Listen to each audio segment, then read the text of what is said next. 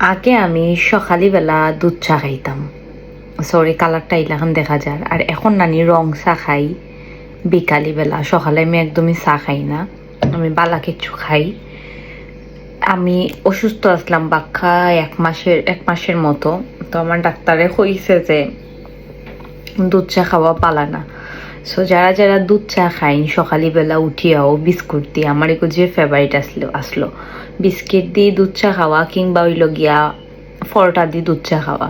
So সকালে আমি চাই খাই না এখন। তো দুপুরে খাওয়ার পরে আমি যেহেতু 2টা-3টার দিকে প্রায় আমি লাঞ্চ করিলাই খাওয়া হয়ে যায় আমার, কারণ আমার টাইম টু টাইম খাওয়া লাগে এখন।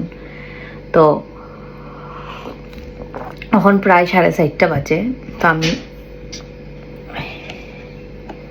বাংলাদেশি সল্টেজ বিস্কিট দিয়া ফিকা চা রং চা খাইলাম।